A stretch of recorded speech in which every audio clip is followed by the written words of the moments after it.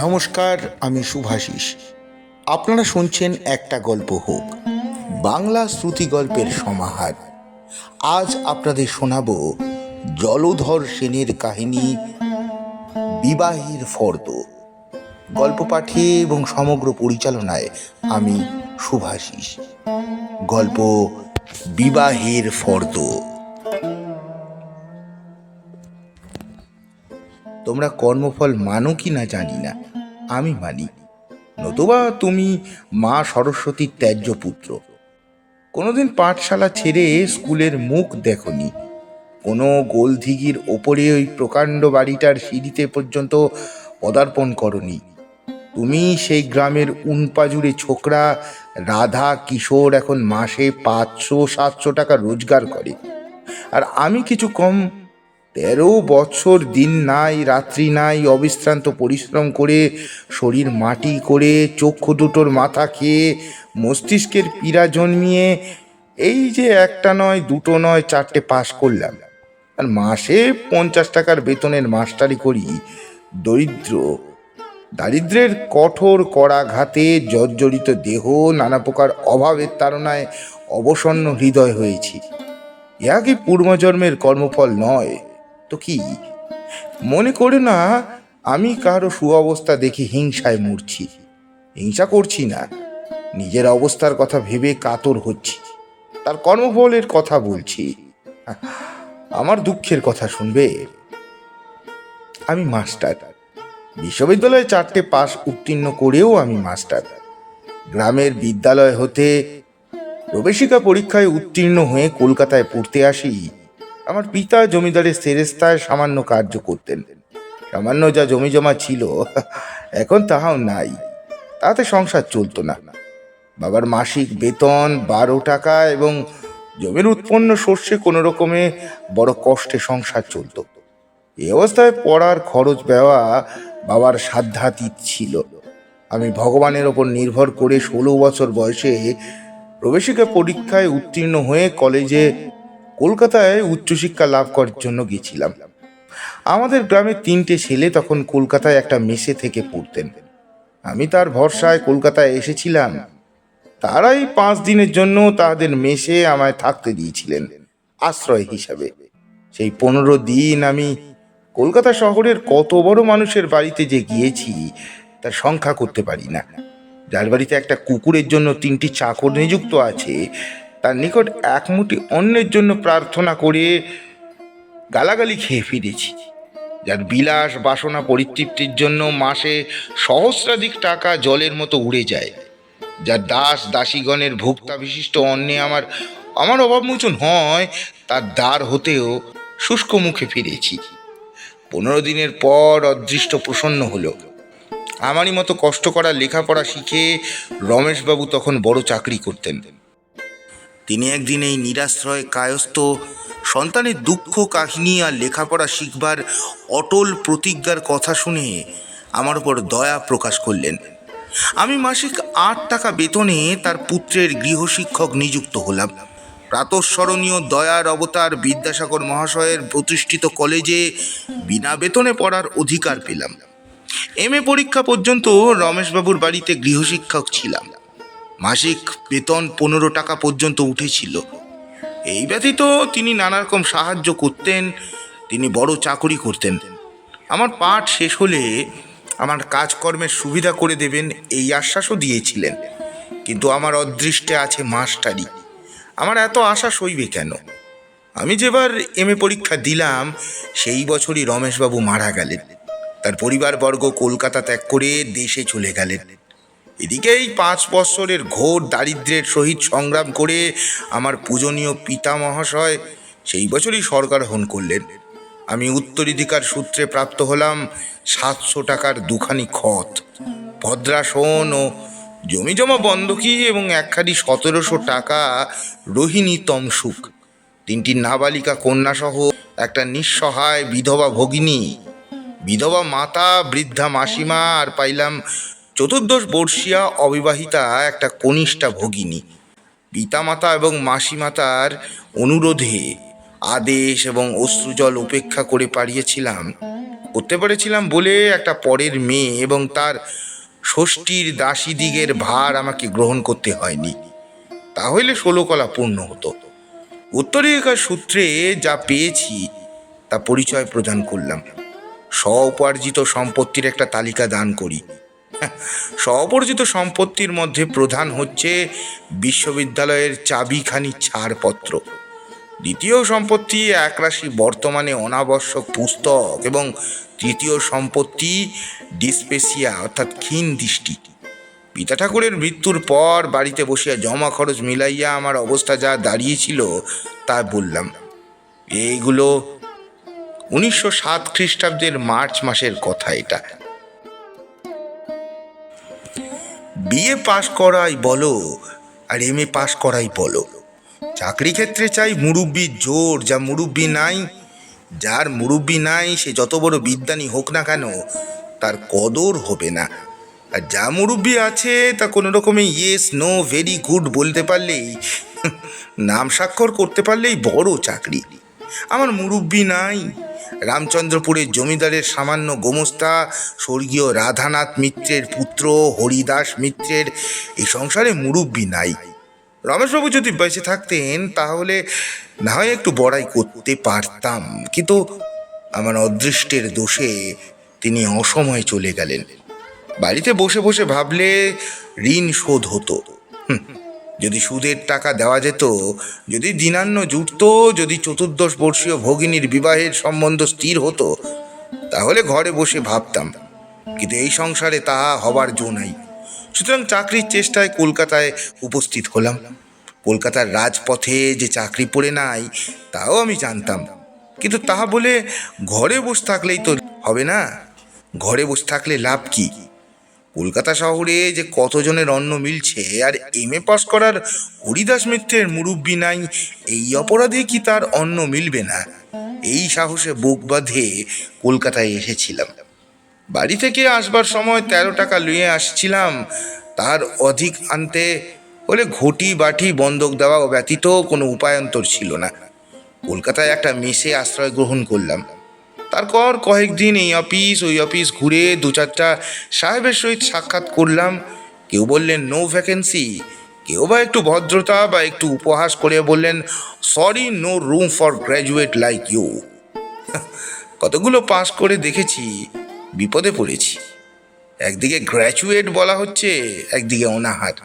শেষে স্থির করলাম যাহারা এই জয়পত্র গলায় বাঁধিয়ে দিয়েছেন তাদেরই দ্বারস্থ হব। একদিন শিক্ষা বিভাগের বড় কর্তার সহিত সাক্ষাৎ করতে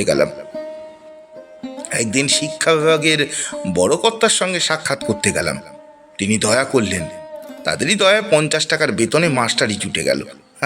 আর 2 বছর 50 টাকা পেয়েছি, শুনেছি আরও 10 টাকা পাবো।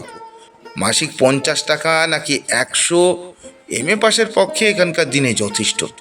হায় মুরব্বি, বেতনের 50 টাকাই বাড়িতে দিই।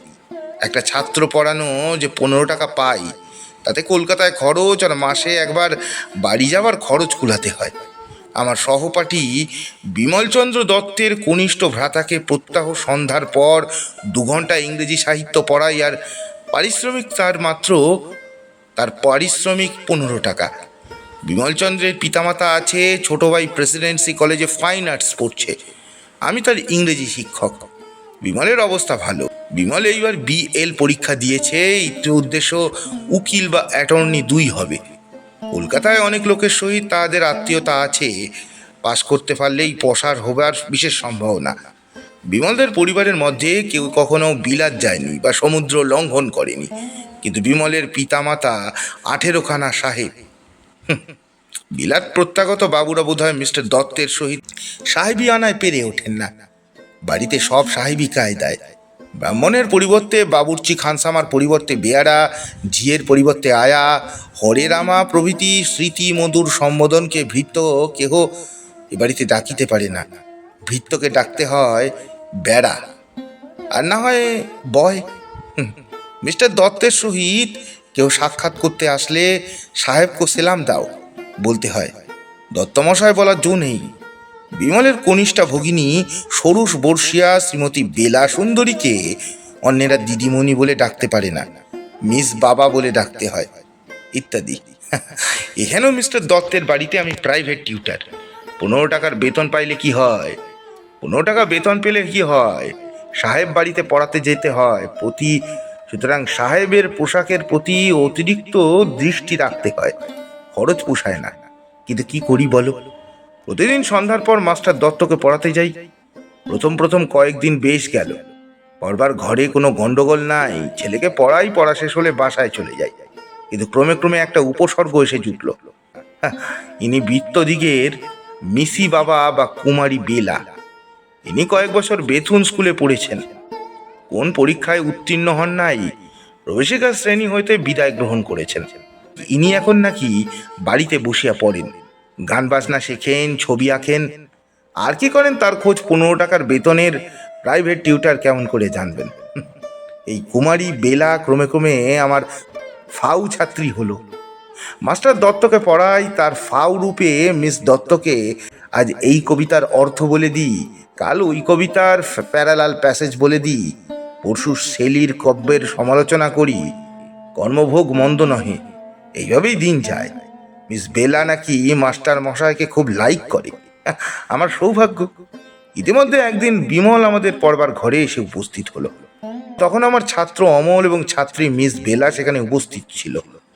বিমল এসে বলল, ভাই হরিদাস, আজ আর পড়ানো কাজ নাই, তুমি আমার সঙ্গে এসো, একটা দরকার আছে। আমি দ্বিরুক্তি না করে পাঠক গৃহ হতে ত্যাগ করে কাছে এলাম। পাঠক গৃহ ত্যাগ করলাম।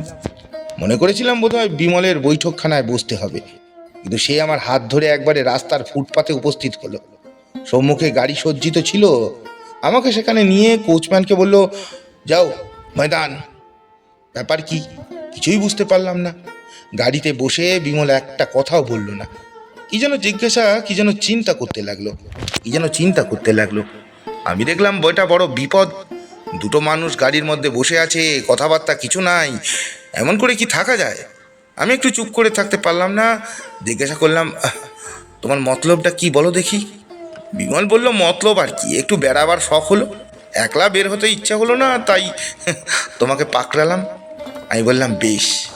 আবার কথা বন্ধ। গাড়ি এক্সপ্ল্যানেড জংশনে উপস্থিত হলে বিমল বলল, বসো। গাড়ি থামলো। আবার নেমে কার্জন পার্কে বেড়াতে গেলাম। পার্কের মধ্যে প্রবেশ করে বিমল বলল, এসো এই পার্কে ঘাসের ওপর হাত পা ছড়িয়ে বসা যাক, বড় মানুষের খেয়াল। তাই হলো। আবার চুপ। কিন্তু বিমলের ভাব দেখে বোধ হয় সে আমাকে কিছু বলবে, কিন্তু কেমন করে কথা আরম্ভ করবে তাই ভেবেই পাচ্ছে না। আমি তখন তাহার ভাব বুঝিয়া জিজ্ঞাসা করলাম, বিমল, তোমার কি কোনো কথা আছে?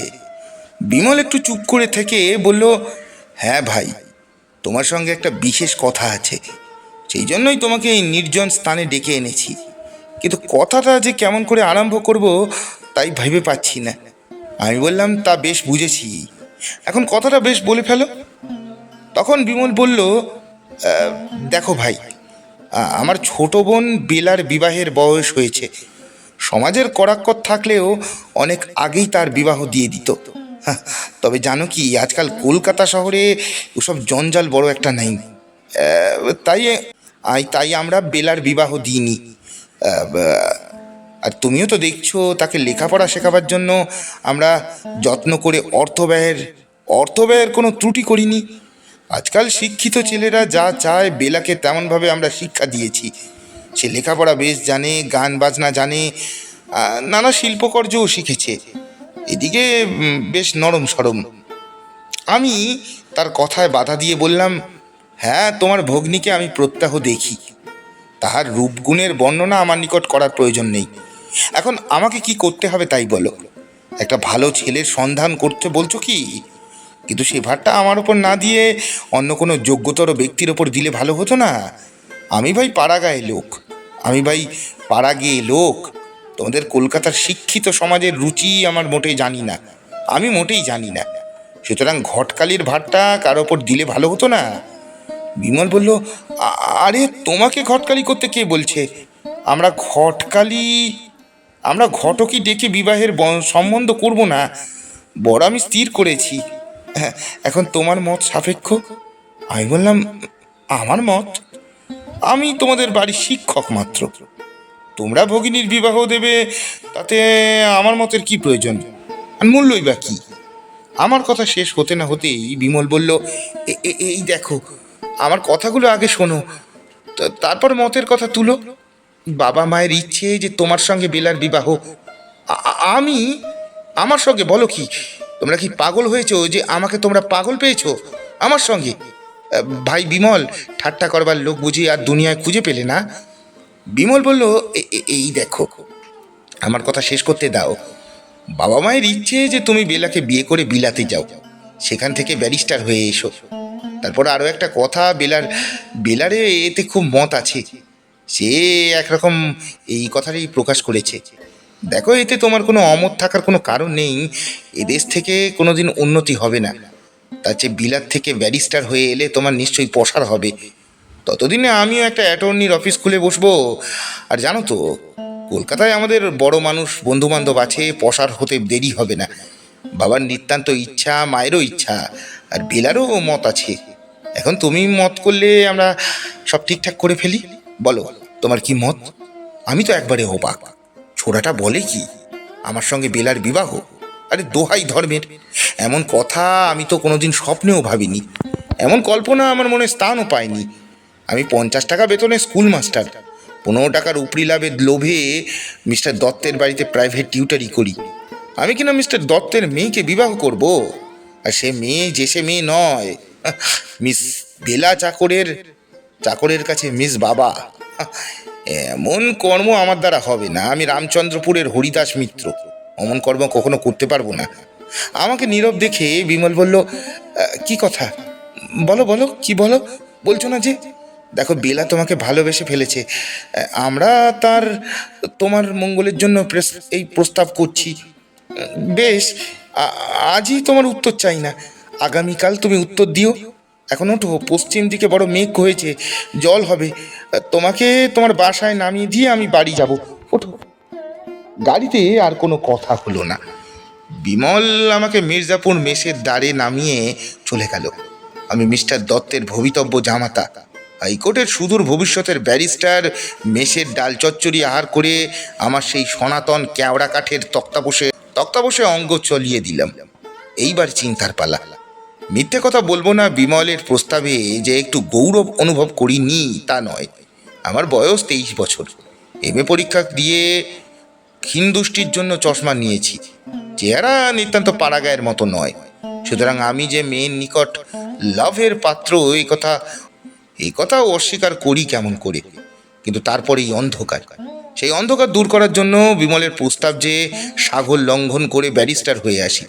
হয়তো শ্রীমতী বেলা আমার ভবিষ্যৎ ব্যারিস্টার মূর্তি কল্পনা করেই বিবাহ করতে সম্মত হয়েছে। নতুবা 50 টাকার বেতনে স্কুল মাস্টারের সঙ্গে মিস বেলার বিবাহ কি সম্ভব? বেশ কথা, মিস বেলাকে মিসেস মিত্র করলাম। বিলাত হইতে ব্যারিস্টার হয়েও আসলাম, কিন্তু আমার মা, আমার মাসিমা, আমার বিধবা ভগিনী, আমার অবিবাহিতা ভগিনী, তাদেরকে বিসর্জন দিতে হবে। এবং এই বিলাসে পরিবর্তিতা হয়ে একটি মেয়েকে জীবন পথের সঙ্গিনী করে কাটাতে হবে। সে কিছুতেই হতে পারে না। আমি ভালোবাসার ধার ধারি না। 50 টাকার বেতনে স্কুল মাস্টারের হৃদয়ে কবিত্বের স্থান নাই।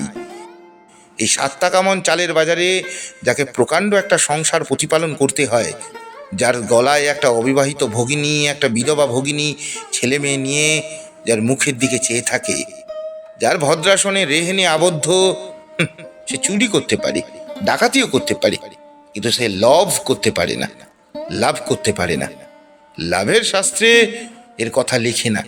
মিস বেলা আমার নিকটে পড়তে আসতো, আমি পড়া বলে দিতাম, ব্যাস, এখানে আমার কাজ শেষ। লাভ করবার অবকাশ আমার ছিল না, না প্রবৃত্তিও আমার ছিল না। এখনো এই বিবাহের প্রস্তাব শুনে হঠাৎ আমার প্রেম সিন্ধু উতলিয়ে উঠবার কোনো সম্ভাবনাও দেখছি না। অবশ্য আমি গরিব স্কুল মাস্টার, আমার সহস্র অভাব, কিন্তু সম্মুখে প্রকাণ্ড প্রলোভন।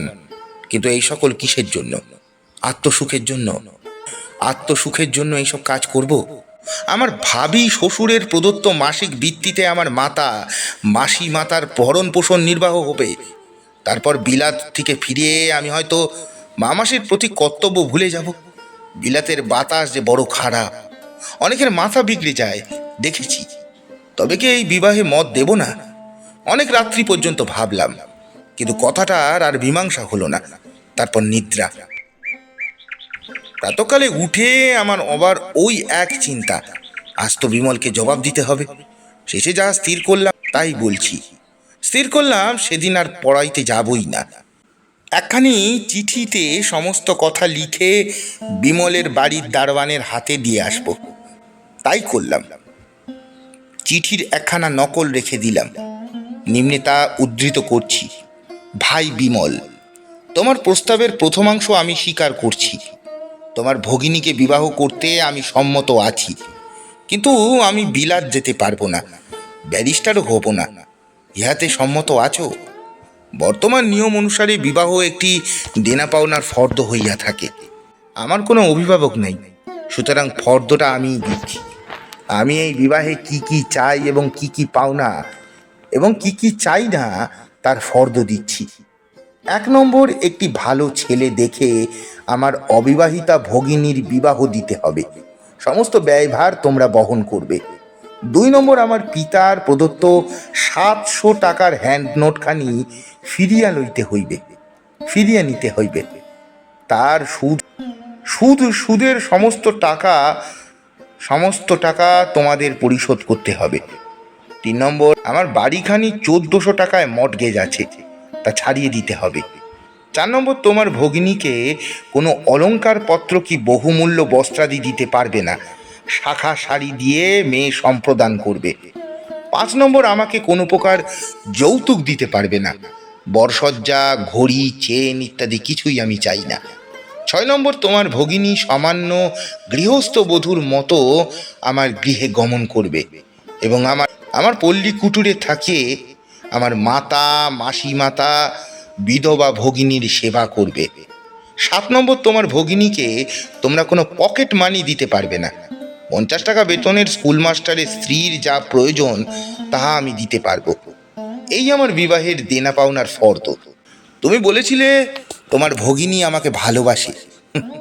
সত্য সত্যই যদি আমাকে ভালোবাসে থাকে, তাহলে এই ভালোবাসার জন্য এই সামান্য ত্যাগ স্বীকার অবশ্যই করতে পারবে। আর যদি আমাকে ভালো না বেসে ভবিষ্যতের মিস্টার এইচ মিত্র ব্যারিস্টার এটল এ কে ভালোবেসে থাকে, তাহলে আমি লাচার। তারপর এই প্রথম যে 3টি দফা লিখেছি তা দেওয়া তোমাদের মতো ধনী লোকের পক্ষে অতি সামান্য। আমার বক্তব্য আমি অসংকোচে বললাম। এখন তোমরা কর্তব্য স্থির করতে পারো। ইতি বিনীত হরিদাস মিত্র। আমার এই পত্র পেয়ে মিস্টার দত্তের বাড়িতে কি হয়েছিল সেই সংবাদ আমি পাইনি, কিন্তু সেই দিন সন্ধ্যের সময় মিস্টার দত্তের বাড়ি থেকে একজন বেয়ারা এসে আমায় 7টা টাকা দিয়ে বলে গেল, পরদিন থেকে আমায় আর পড়াতে যেতে হবে না। তারপর এই 3 মাস যায়। বিমলের ভগিনীর বিবাহ হয়েছে কিনা জানি না। আমি 20 টাকা বেতনের আরেকটা প্রাইভেট টিউটারি পেয়েছি, যে বাড়িতে বিলিতি চাল নাই, অবিবাহিত মেয়েও নাই, আর বেতন 10 টাকা বেড়েওছে। সমাপ্ত। গল্পটি আপনাদের কেমন লাগলো অবশ্যই জানাবেন। গল্পটি ভালো লাগলে লাইক, কমেন্ট, সাবস্ক্রাইব ও শেয়ার করে আমাকে সাপোর্ট করতে ভুলবেন না। নমস্কার।